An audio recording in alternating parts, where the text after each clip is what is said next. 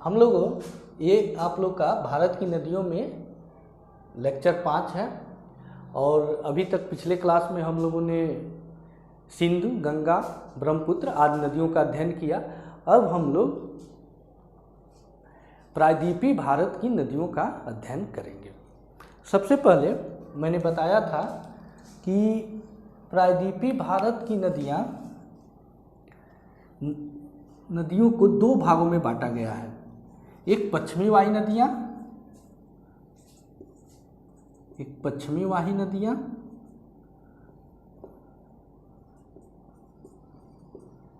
और दूसरा पूर्वी वाही नदियाँ।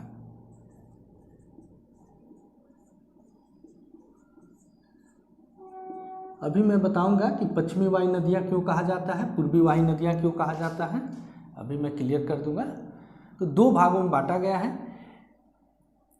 सबसे पहले ये प्रायद्वीपीय भारत की नदियों के पूर्वी वाही और पश्चिमी वाही नदियों के बारे में जानते हैं। इससे पहले आप कुछ और फैक्ट जान लीजिए प्रायद्वीपीय भारत की नदियों के बारे में। सबसे पहले ये जानिए कि प्रायद्वीप क्या होता है, पहले यहाँ समझ लीजिए। देखिए, ऐसा स्थल या भूखंड,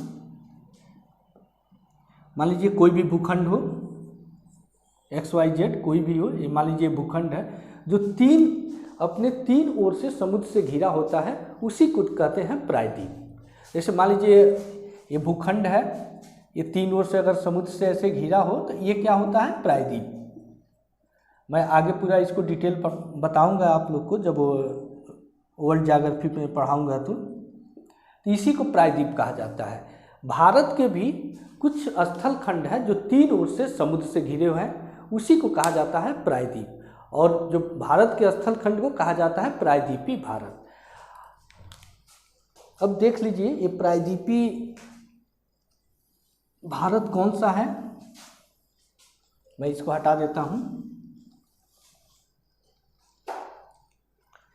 मैप से समझते हैं।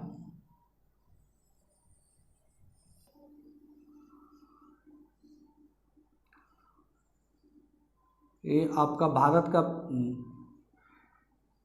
आधा मैप है, पूरा बनाने की आवश्यकता नहीं है, जहाँ आवश्यकता होगा मैं बना दूंगा।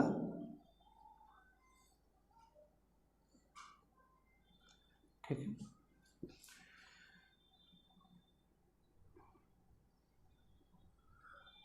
ठीक यहीं से आप लोग का अगर कर्क रेखा के बारे में जानते हो तो यहीं से कर्क रेखा जाती है, ठीक इसके नीचे ये हिस्सा कहा जाता है प्रायद्वीपीय भारत।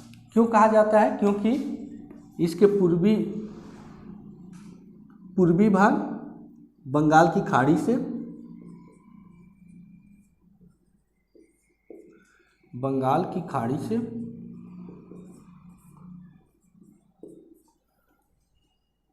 की खाड़ी, दक्षिण में हिंद महासागर, यहाँ पर हिंद महासागर, तथा पश्चिम में अरब सागर से घिरा है। इसीलिए चूंकि ये तीन ओर से समुद्र से घिरा है, इसीलिए इसको कहा जाता है प्रायद्वीपीय भारत। अब हम अध्ययन करेंगे इस भारत के इस हिस्से में जो नदियाँ निकलती हैं उसी के बारे में, उसी को कहा जाता है प्रायद्वीपीय भारत। अब आते हैं कि पूर्वी वाही नदियाँ कौन है, पश्चिमी वाही नदियाँ कौन है। तो सीधा सा सिंपल बात है कि जो पूरब में बहती है, जिसकी बहाव की दिशा ये पूरब है आपका ईस्ट, जिसकी बहाव की दिशा पूरब में होती है वो पूर्वी वाही नदियाँ होती है। जैसे इधर जो भी नदियाँ बंगाल की खाड़ी में गिरती है वो पूर्वी वाही नदियाँ होती है। पश्चिम में हमारे अरब सागर है, अर्थात जिनकी बहाव की दिशा पश्चिम में होता है, और जो नदियाँ अरब सागर में गिरती हैं उसी को कहा जाता है पश्चिम वाही नदियाँ। तो यहाँ पर हम दो प्रायद्वीपीय भारत की नदियों को दो भागों में बांटकर अध्ययन करेंगे। तो ये हो गया पूर्वी वाही और पश्चिमी वाही नदियाँ, आप लोगों को समझ में आ गया।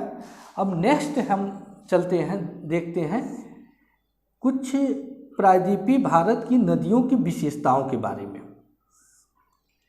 ये अक्सर कभी कभी क्वेश्चन पूछ लिए जाते हैं इनके विशेषताओं के बारे में।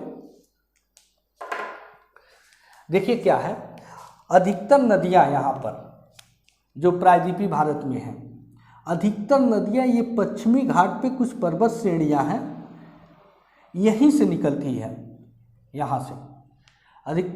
और ये यहाँ से आप लाइन से देखेंगे, मैप में देखेंगे या अगर विजुअल आप गए हो तो देखेंगे कि इस भाग में जैसे ही आएंगे, ये पश्चिमी घाट भी कहा जाता है इसको, तो यहाँ पर लाइन से पर्वतें हैं, जैसे सह्याद्री, बालाघाट, हरिश्चंद्र, नीलगिरी, कार्डमम, बहुत अन्नामलाई, बहुत सी पहाड़ियाँ यहाँ पर एक जो है एक श्रृंखला बनाती हैं।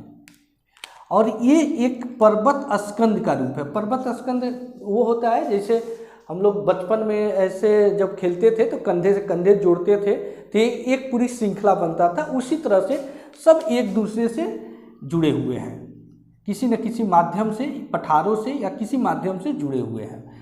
अधिकतर नदियों का उद्गम इन्हीं पहाड़ियों से होता है। तो पहली बात क्लियर हो गया कि अधिकतर नदियों का उद्गम जो है ये पश्चिमी घाट के पर्वतों से ही होता है। अब देखिए ये नदियाँ क्यों पूरब में बहने लगती हैं, क्यों पश्चिम में बहने लगती हैं, उसके भी कारण हैं। देखिए होता क्या है कि ये अधिकतर नदियाँ यहाँ पर इधर बंगाल की खाड़ी में ही बहती है, अर्थात पूरब में ही बहती है। उसके 2-3 कारण हैं। पहला जैसे कि देखिए यहाँ पर मान लीजिए ये कोई पर्वत है, ये पर्वत के अगर इस हिस्से से अगर कहीं से नदी निकलती है यहाँ से, तो किधर आएगी? पर्वत को पार करके तो यहाँ पर आएगी नहीं, क्योंकि ये रिस कर इधर ही जाएगा पानी। और उसके मैं दूसरा कारण अभी बताता हूँ। तो पहला कारण ये है। दूसरा ये है कि जब ये नदियाँ इधर क्या है, इधर बहुत सारे जो है पठारी भाग हैं यहाँ पर और पर्वत भी है, तो इनको यहाँ गैप नहीं मिल पाता है। 1-2 नदियाँ यहाँ पर गैप में बहती हैं, जिसको भ्रंश घाटी कहा जाता है, वहाँ से ये आकर अरब सागर में आती हैं। अन्यथा अधिकतर नदियाँ यहाँ से निकलकर ये पूरब दिशा में ही प्रवाहित होती है। तीसरा कारण ये है कि जब हिमालय पर्वत का उत्थान हो रहा था, या अर्थात यहाँ पर हिमालय पर्वत यहाँ पर बन रहा था, उसी समय यहाँ पर इस भाग में अवतलन हुआ। और अवतलन से इसका क्या हुआ कि इसका जो स्लोप है, इसका ढलान है, ये उत्तर पश्चिम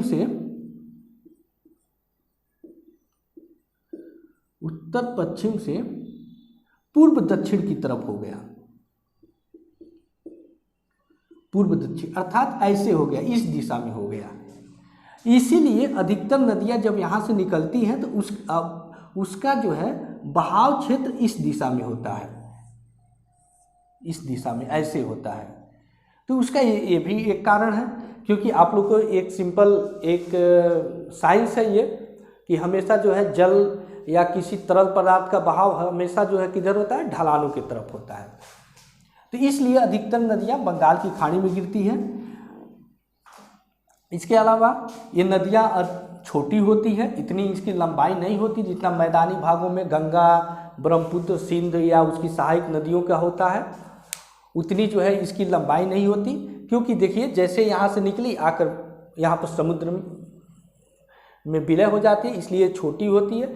ये नदियाँ अपने प्रौढ़ावस्था में हैं अथवा वृद्धावस्था में हैं, क्योंकि इसके जो तल है नीचे का, एक काट कर जितना बढ़ाना था उतना बढ़ा चुकी है। इससे साबित होता है ये नदियाँ जो है एक ही अवस्था में बह रही है। नेक्स्ट ये है इन नदियों के बारे में कि ये नदियाँ 12 मासी नहीं होती है, अर्थात इनके जो जल का बहाव है ये 12 महीने एक जैसा नहीं होता है। ये शुष्क मौसम में लगभग कुछ नदियाँ तो सूख ही जाती हैं, कुछ नदियों में बहुत कम पानी रहता है। ये 6 महीने ही लगभग पानी जल से भरपूर होकर बहती है। केवल वर्षा से ही इन नदियों में पानी मिल पाता है। इसीलिए ये 12 माही नदियाँ नहीं होती हैं। जैसे यहाँ पर हिमालय से निकलने वाली नदियों के बाद क्या होता है कि कुछ 6-7 महीने ग्लेशियर पिघलता है, इससे इनको पानी मिल जाता है ग्लेशियर से, और फिर कुछ वर्षा से पानी मिल जाता है। यहाँ पर ऐसा नहीं होता, यहाँ पर नदियों का जल का स्रोत सिर्फ वर्षा ही है। ये पश्चिमवाही जो नदियाँ होती हैं ये बहुत छोटी होती हैं और ये रिफ्ट वैली में यानी भ्रंश घाटी में ही बहती है पश्चिमी वाही नदियाँ, जैसे नर्मदा और ताप्ती। इधर की नदियाँ आपका डेल्टा का निर्माण करती है क्योंकि इनको फैलने का स्थान ज़्यादा मिलता है। इधर की नदियाँ एस्चुरी का निर्माण करती है। मैं आगे बताऊंगा कि एस्चुरी और डेल्टा क्या होता है, ठीक है। तो ये प्रायद्वीपीय भारत की नदियों के बारे में कुछ तथ्य हैं। अब आते हैं इन नदियों के अध्ययन कर। सबसे पहले इसमें हम करते हैं, तो हम लोग अब प्रायद्वीपीय भारत की नदियों के बारे में देख लेते हैं। इसमें सबसे पहले देखते हैं पश्चिमी वाही नदियाँ, अर्थात जो अरब सागर में, यहाँ पर अरब सागर है, अरब सागर में जो नदियाँ गिरती हैं उसके बारे में देख लेते हैं। सबसे पहले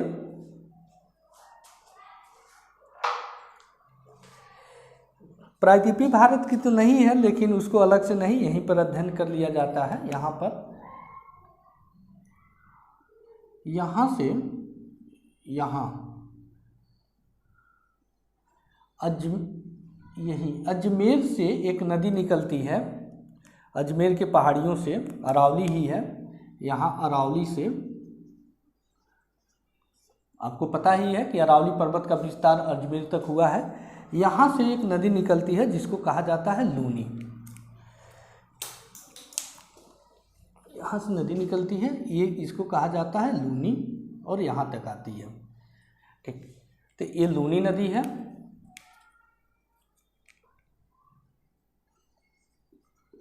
लूनी, अब ये लूनी नदी के बारे में कुछ तथ्य हैं, जैसे इसका उद्गम अरावली पर्वत से होता है, लेकिन आगे चल के क्या होता है कि लूनी समुद्र तक नहीं आती, अर्थात भारत की एकमात्र नदी जो अंतःस्थली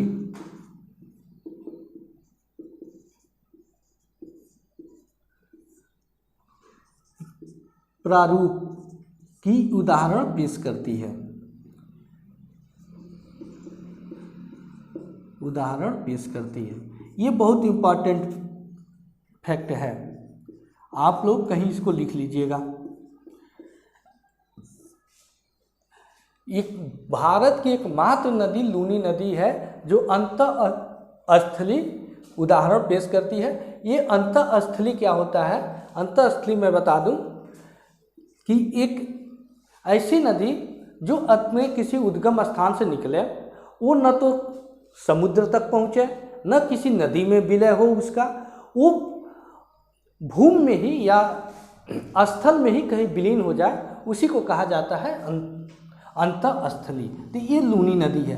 क्योंकि मैं इसके पहले नदियों के बारे में बता रहा था, तो वो अगर नदी है तो वो मतलब या तो समुद्र तक आती है और नहीं तो किसी नदी में जाकर जरूर मिलती है। लूनी के साथ ऐसा नहीं होता है, वो यहाँ से अरावली पर्वत से निकलती है, यहीं गोविंदगढ़ से आगे बहती, ये राजस्थान में बहती है, और यहाँ पर गोविंदगढ़ के पास कच्छ के रण में ये विलीन हो जाती है।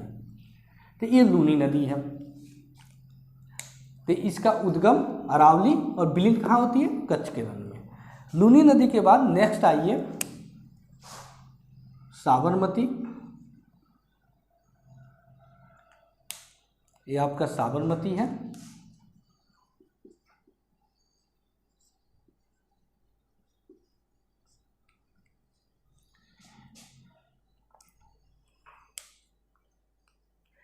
साबरमती का उद्गम यहाँ पर एक जयसमंद झील है राजस्थान में, जयसुमंद झील,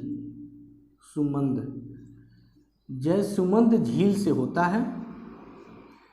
ये पहले राजस्थान में इसका बहाव होता है। राजस्थान के बाद से गुजरात में बहती है, अंततः आकर यहाँ पर खंभात की खाड़ी में अरब सागर में गिर जाती है। खंभात की खाड़ी में गिर जाती है, इसको खंभात की खाड़ी कहा जाता है। अरब सागर का ये एक हिस्सा है, यहाँ पर गिर जाती है। साबरमती के बारे में और फैक्ट है कि अहमदाबाद शहर इसी के किनारे स्थित है। तो ये साबरमती हो गया आपका।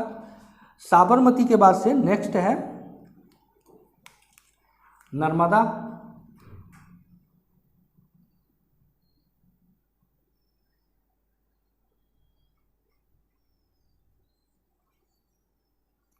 नेक्स्ट नदी है नर्मदा। ये पश्चिम भारत की सबसे महत्वपूर्ण नदी है नर्मदा। ये पश्चिम भारत की सबसे महत्वपूर्ण नदी है। इसका सबसे पहले उद्गम जानते हैं, ये आप ऐसे कर लीजिए क्योंकि कुछ दक्षिण में भी, यह यहीं पर अमरकंटक का पठार है, यहीं से होता है।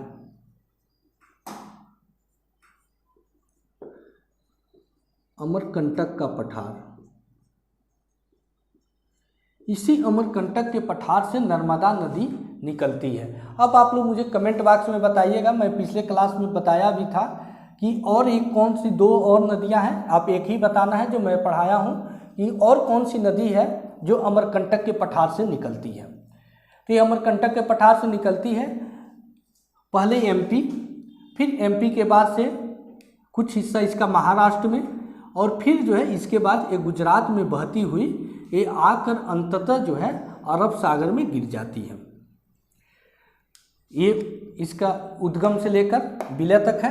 इसके अलावा जो है नर्मदा नदी भ्रंश घाटी में बहती है।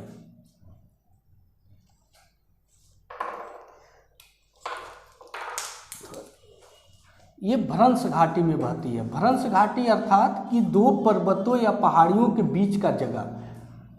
जैसे मान लीजिए कोई ऐसे पहाड़ी हैं और दो पर्वत ऐसे खड़े हैं, इनके बीच में कोई नदी बहती है, इसी को कहा जाता है भ्रंश घाटी या रिफ्ट वैली। तो ये दो पर्वतों के बीच में बहती है, ये भी आप लोग का याद इसको रख लीजिएगा, कौन कौन से पर्वतों के बीच में नर्मदा नदी बहती है। मैं इसको हटा देता हूँ, यहाँ पर बना देता हूँ। यहाँ पर विंध्य पर्वत है, विंध्य पर्वत का विस्तार है, ये विंध्य पर्वत का विस्तार है, यहाँ पर ये विंध्य पर्वत है, और इसके नीचे सतपुड़ा पर्वत है। इन दो पर्वतों के बीच में नर्मदा नदी बहती है। कौन कौन सा? विंध्य और सतपुड़ा। ये अक्सर पूछ लिया जाता है कि नर्मदा नदी किन किन पर्वतों के बीच में बहती है या किसके भ्रंश घाटी में बहती है। तो कौन सा पर्वत? विंध्य पर्वत और सतपुड़ा पर्वत, इन दोनों के बीच में नर्मदा नदी बहती है। नर्मदा नदी के बाद से ये इसके और भी कुछ फैक्ट है सारी। ये नर्मदा नदी सबसे महत्वपूर्ण फैक्ट ये है कि यहाँ पर जब इस समुद्र में विलय होता है तो ये एस्चुरी का निर्माण करती है।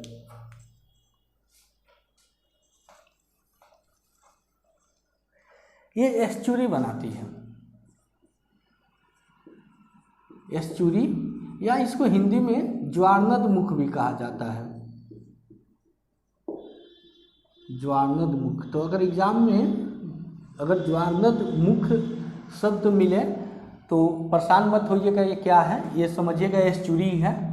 अब आप लोग सोच रहे हैं ये एस्चुरी क्या होता है, तो मैं बता दूं यहाँ पर देखिए, इधर की नदियों की विशेषता होती है एस्चुरी का निर्माण करना। एस्चुरी होता है कि नदियाँ जो है सीधे समुद्र में विलय न होकर वो कुछ ऊंचाई से समुद्र में गिरती है। जैसे मान लीजिए मैंने बताया कि ये पठारी भागों में और पर्वतों के रिफ्ट वैली में बहती है, यानी इनका बहाव का क्षेत्र पतला होता है, एक कटान का इसको जो है अपर्दन का मौका नहीं मिलता है। मान लीजिए एक कोई नदी है, मान लीजिए नर्मदा नदी ही है, आ रहा है, और ये समुद्र का स्तर है और समुद्र का स्तर यहाँ होगा। तो आप ये बताइए कि जब यहाँ होगा तो पानी कुछ ऊंचाई से ही तो गिरेगा यहाँ पर समुद्र में, ऐसे जाकर थोड़ा विलय होगा। तो यही जब इसकी पानी जब यहाँ पर गिरता है नर्मदा नदी का ऊंचाई से, तो इसी पर यहाँ पर एस्चुरी का निर्माण होगा। जैसे आप लोग एक सिंपल सा एक टब लीजिए, टब में एक मग से जब पानी गिराएंगे ऐसे, तो वो टब का पानी क्या होगा, स्थिर तो रहेगा नहीं, उसमें कुछ हलचल होगी। उसी तरह से यहाँ पर क्या होता है कि जब ये पानी इसका जल गिरता है इस समुद्र में, तो समुद्र का पानी ऐसे ऊंचा उठता है ऐसे, और उसमें फेन बनता है बहुत सारे जो है, एक तरह से जब पूरी नदी गिर रही है तो काफ़ी दूर तक बहुत हलचल होता है। इसी को कहा जाता है एस्चुरी, इसी को एस्चुरी कहा जाता है। तो ये नर्मदा नदी एस्चुरी का निर्माण करती है यहाँ पर। अब एस्चुरी के बारे में जान लीजिए। देखिए, एस्चुरी विशाल जैव विविधता वाला क्षेत्र होता है। यहाँ पर जैव विविधता बहुत पाई जाती है। जैव विविधता का मतलब कि बहुत सारे समुद्री जीव जंतु, वनस्पतियाँ इत्यादि यहाँ पर पाए जाते हैं। दूसरा, ये मत्स्य उत्पादन यहाँ पर खूब होता है। मत्स्य उत्पादन इसलिए होता है क्योंकि पानी काफ़ी ऊंचाई तक आ जाता है और मछलियाँ ऊपर आ जाती हैं, इसीलिए यहाँ पर मछली पकड़ना बहुत आसान होता है। तो ये कुछ एस्चुरी की विशेषता होती है। तो आप याद रखिएगा कौन सा एस्चुरी कौन सी नदी निर्माण करती है, नर्मदा नदी। आगे चल के मैं फिर बताऊंगा एक और नदी है ताप्ती नदी, वो भी निर्माण करती है, अभी आगे बताऊंगा। इसके अलावा नर्मदा नदी के बारे में एक दो और फैक्ट हैं। इसी नर्मदा नदी पर कुछ प्रोजेक्ट चलाए जा रहे हैं, जैसे सरदार सरोवर परियोजना, सरदार सरोवर परियोजना इसी पर चलाई जा रही है नर्मदा नदी पर, जो किन किन राज्यों के बीच में है, 4 राज्यों के बीच, 3 राज्यों के बीच में, MP, महाराष्ट्र और गुजरात। सरदार सरोवर परियोजना चलाई जा रही है। फिर नर्मदा सागर परियोजना है, इस पर नाम से ही पता लग रहा है, नर्मदा सागर परियोजना। तो ये परियोजनाएं चलाई जा रही है। इसके अलावा ये नर्मदा नदी अपने जलप्रपात के लिए भी जाना जाता है। इसी पर जबलपुर के पास धुआंधार जलप्रपात, जो चट्टान काट कर बनाती हैं, मैं आगे बताऊंगा जलप्रपात क्या है, पूरा डिटेल बताऊंगा, उसका एक पूरा चैप्टर होगा। धुआंधार, दुग्धधारा जलप्रपात इत्यादि जलप्रपात भी ये बनाती है। तो ये नर्मदा नदी है, उसके बारे में कुछ फैक्ट है। इसके अलावा इसकी कुछ सहायक नदियां हैं, अगर याद करना है तो आप लिख सकते हैं, अगर नोट करना है तो कुछ सहायक नदियां हैं। जैसे एक इसके नदी का नाम सहायक नदी शक्कर है, फिर बरनेर है इसकी सहायक नदी, फिर एक सहायक नदी तवा है, छोटी छोटी नदियां हैं। फिर कोनार इसकी सहायक नदी है, कोनार, ठीक है। तो ये कुछ इसकी सहायक नदियां हैं। अब नर्मदा नदी के बाद नेक्स्ट आते हैं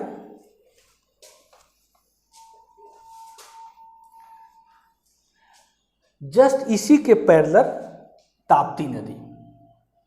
यहाँ पर बनाते हैं, जस्ट इसी के पैरेलल बहती है ताप्ती नदी, ठीक नर्मदा नदी के पैरेलल ताप्ती। आप इसको लिख लीजिए, ऐसे मैं लिख लेता हूँ यहाँ पर ताप्ती।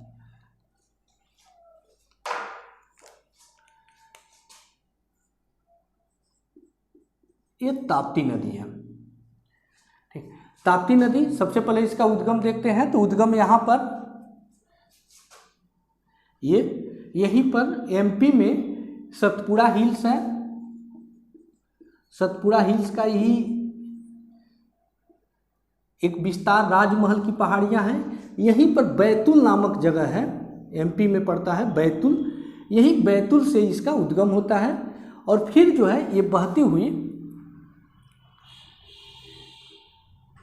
पहले MP, फिर गुजरात राज्यों में बहती हुई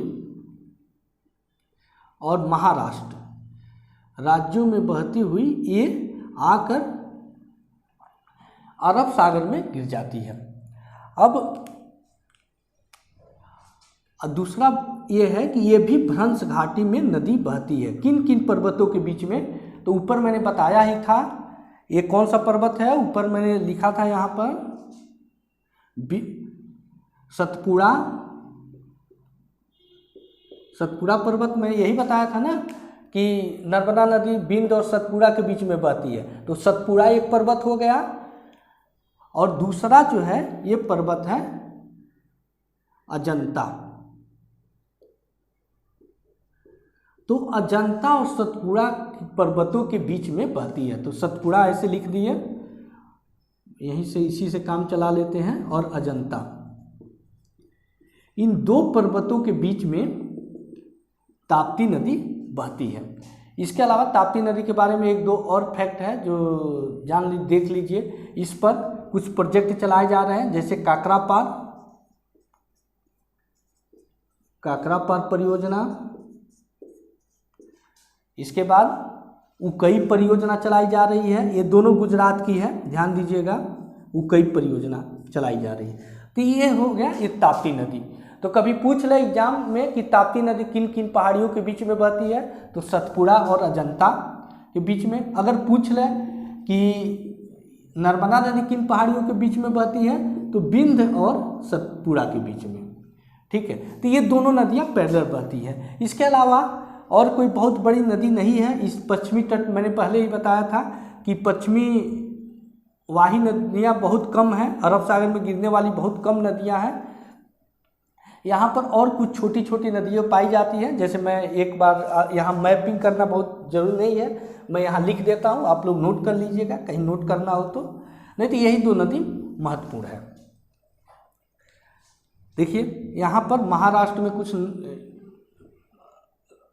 सबसे पहले गुजरात में कुछ छोटी छोटी नदियाँ पाई जाती हैं, जैसे भद्रा,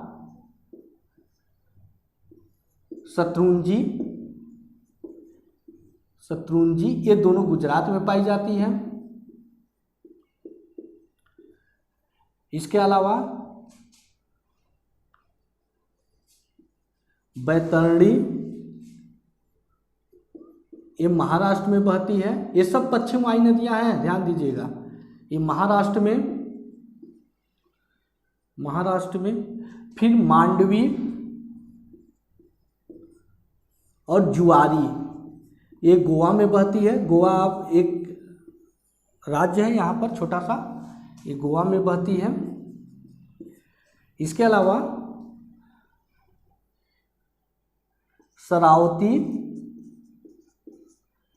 शरावती नदी है, ये कर्नाटक में बहती है, ये महत्वपूर्ण है, कुछ फैक्ट इस पे, कर्नाटक में बहती है। इसी शरावती नदी पर, इस पर भारत का सबसे ऊंचा बांध जोग गुरसोप्पा